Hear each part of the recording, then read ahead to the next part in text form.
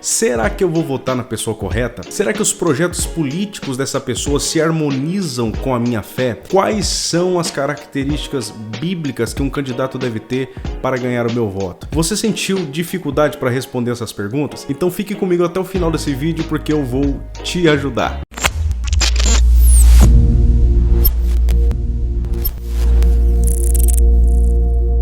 Hoje parece ser muito fácil saber em quem vai votar, não é? Mas a verdade é que essa é uma tarefa que exige muita responsabilidade e seriedade, porque a Bíblia diz que devemos fazer tudo visando a glória de Deus, e isso inclui votar biblicamente em uma autoridade política.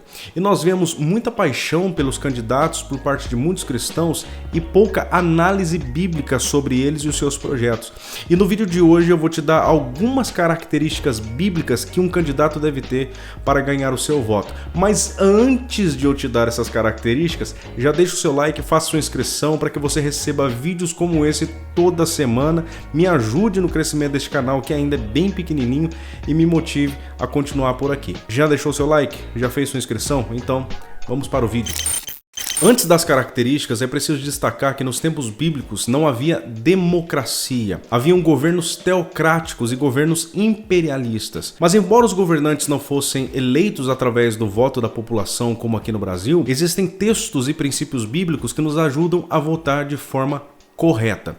Então aqui vai a primeira característica. Primeiro, o cristão deve votar em um candidato que tenha competência para governar. Em Gênesis capítulo 41, nós vemos que José foi escolhido para o cargo de governador do Egito, não por simplesmente ter interpretado o sonho de Faraó, mas por ter demonstrado muita habilidade na administração. Em Daniel capítulo 2, versículo 48, nós vemos que Nabucodonosor colocou Daniel como chefe dos governadores sobre todos os sábios da Babilônia, mostrando que ele tinha mais elevada sabedoria e competência do que os demais. Então nós temos um princípio aqui. Nós não podemos votar em uma pessoa só por ela ser uma boa cristã.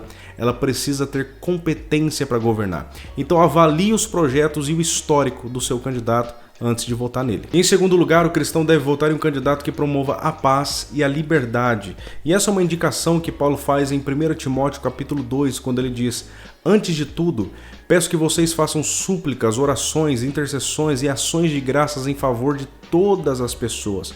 Orem em favor dos reis e de todos que exercem autoridade, para que vivamos uma vida tranquila e calma, com toda piedade e seriedade. Na língua portuguesa, nós entendemos que as palavras tranquila e calmas são sinônimas, mas no grego elas têm uma ligeira diferença. A palavra tranquila pode se referir a uma vida isenta de inquietações externas, enquanto a palavra calma se refere a uma vida isenta de perturbações internas. Obviamente, Paulo não está incentivando os irmãos a pedirem a Deus uma vida fácil. A ideia é de que a isenção de guerras e de perseguições religiosas colaboram para a propagação do evangelho. Então, antes de votar em alguém, veja o que o seu candidato pensa sobre liberdade religiosa, liberdade de expressão, liberdade de imprensa, porque o cristianismo sempre vai na contramão da avenida quando prega temas que incomodam um determinado grupo da sociedade. E a liberdade religiosa não é só deixar a religião existir, mas é também deixá-la pregar o que crê. E infelizmente isso não tem acontecido no Brasil. A Constituição garante a liberdade religiosa, mas nós já vimos casos de pastores que, após terem pregado sobre o que a Bíblia diz sobre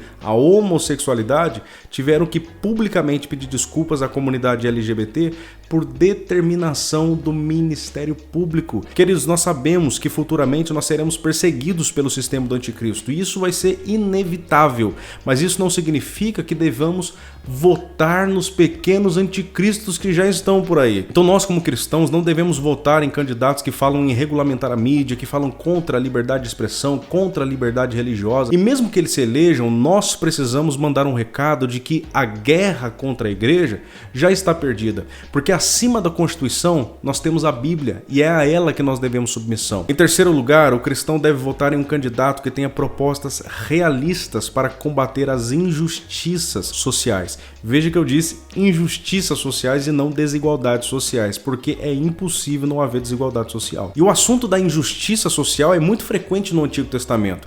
No reinado de Jeroboão II, por exemplo, Israel acabou se tornando um lugar onde os ricos oprimiam os pobres e os juízes vendiam estendiam as sentenças. Em seu tempo, o profeta Isaías denunciou o comportamento dos ricos que viviam em grandes festas custeadas pela exploração dos pobres, negando a justiça a eles, ou seja, eles enriqueciam e não davam aos pobres o merecido pagamento pelo seu trabalho. Em Amós, nós vemos o quanto Deus se ofende com a opressão do pobre feita pelos ricos por simplesmente quererem realizar os seus prazeres vivendo em uma vida abastada e mergulhada na luxúria. E até hoje existem práticas políticas que beneficiam claramente os mais ricos. Nós temos exemplos nos governos anteriores onde bancos e empreiteiras foram muito beneficiados e tudo isso às custas dos mais pobres. É contra isso que o seu candidato deve se opor. O texto de Provérbios 31 trata exatamente disso quando diz: erga a voz em favor dos que não podem defender-se, seja o defensor de todos os desamparados. Erga a voz e julgue com justiça, defenda os direitos dos pobres e dos necessitados. Alguns cristãos que tendem mais à direita ficam sem entender muito esse texto porque parece que o autor é de esquerda. Mas eu quero te dizer que a Bíblia não se importa com a ideologia política do mundo. E nós, como cristãos, não deveríamos nos definir como de direita ou de esquerda, mas como bíblicos, porque o nosso comprometimento não deve ser com a ideologia política do mundo, mas com a palavra de Deus. Existem aspectos bíblicos e antibíblicos em ambas as ideologias e você precisa entender isso. Claro que a esquerda é bem mais terrível, né? Em quarto lugar, o cristão deve votar em um candidato que seja contra o aborto e a liberação das drogas. Isso porque o aborto é tratado pela Bíblia como assassinato de bebês. E nós encontramos base para isso em vários textos bíblicos, como por exemplo em Êxodo capítulo 21, onde o bebê no ventre da mãe já é tratado como vida, não importando quantos meses ele tem. O Salmo 139 mostra a ação do Senhor dentro do ventre materno formando o bebê. Em Lucas 1:41 nós vemos os bebês João e Jesus se comunicando nos ventres de Maria e Isabel. Então, queridos, o aborto é assassinato de bebês e o cristão não pode ser conivente com isso. Em relação às drogas, embora não haja textos bíblicos claros sobre esse tema, porque nos tempos bíblicos ele não existia, nós temos vários motivos e princípios nos quais o cristão deve observar. Porque quando se fala em drogas, se fala em destruição de relacionamentos, se fala em destruição da sanidade mental, destruição da vida financeira, destruição da saúde, destruição do futuro e de algo que faz com que muitos sejam lançados na marginalidade. Então, ser a favor da liberação das drogas é ser a favor do caos, é ser a favor da destruição do próximo que a Bíblia manda amar, é ser a favor de uma prática que atenta contra a integridade do ser humano e da família. A liberação das drogas só faz com que o Estado assuma o lugar do traficante, mas não faz com que o número de usuários diminua, e o cristão não deve votar em quem defende isso. Agora eu vou te dar rapidamente algumas características bíblicas óbvias de um candidato que você deve votar. Primeiro, o cristão deve votar em um candidato que se opõe claramente à corrupção e que apoia mecanismos de controle do uso do dinheiro público e das prioridades do governo. Segundo, o cristão deve votar em alguém que defenda a qualidade e a liberdade do ensino e que pretende promover uma escola digna.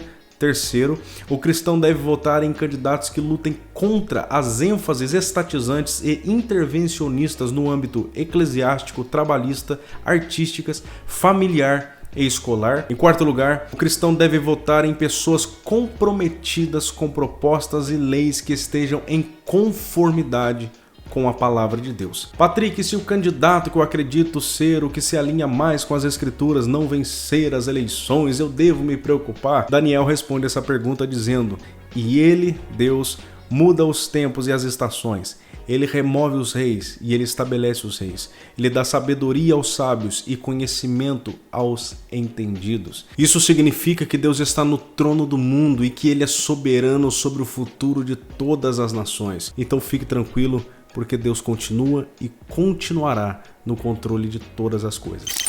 E o que você achou desse conteúdo? Deixa aqui nos comentários, eu gostaria muito de saber a sua opinião. Não se esqueça de deixar o seu like e fazer a sua inscrição. Que Deus te abençoe e até o próximo vídeo, se Deus assim permitir.